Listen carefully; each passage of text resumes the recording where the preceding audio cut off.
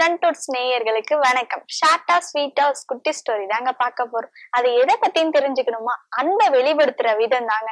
இந்த காலத்துல நம்மள அன்புக்கு அடிமையா இருக்கிறோம் அப்படின்னு சொல்லிட்டு நம்ம சொல்லிக்கிறோம். ஒரு ஊர்ல ஒரு ஸ்கூல்ல புதுசா ஒரு டீச்சர் ஒருத்தர் வராங்க. மாணவர்கள் எல்லாம் பார்த்து, நான் தான் உங்களுக்கு புதுசா வந்திருக்கிற டீச்சர் அப்படின்னு சொல்லிட்டு மாணவர்களை பார்த்து சொல்றாங்க.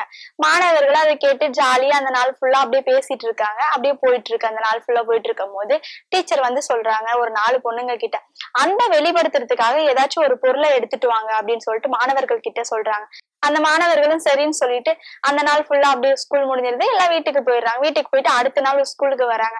ஸ்கூலுக்கு வரும்போது முதல்ல வந்த ஒரு பொண்ணு வந்து கையில ஒரு பூவை எடுத்துட்டு வருது.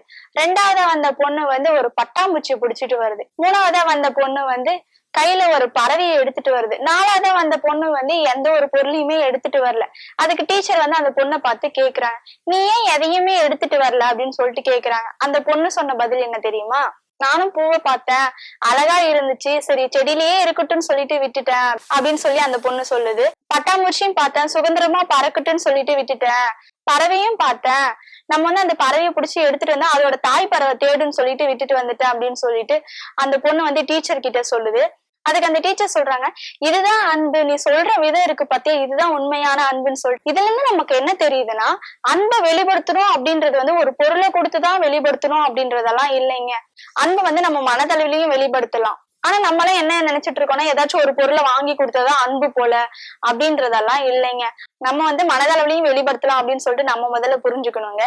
அன்பு காட்டுற விதம் சொல்லிட்டு நான் சொன்ன குட்டி ஸ்டோரி உங்களுக்கு பிடிச்சிருக்குன்னு நினைக்கிறேன். இதே மாதிரி ஷார்ட் அண்ட் ஸ்வீட்டா வேற ஒரு குட்டி ஸ்டோரியில் சந்திக்கும் வரை உங்களிடமிருந்து விடைபெறுவது நான் உங்கள் கௌசல்யா.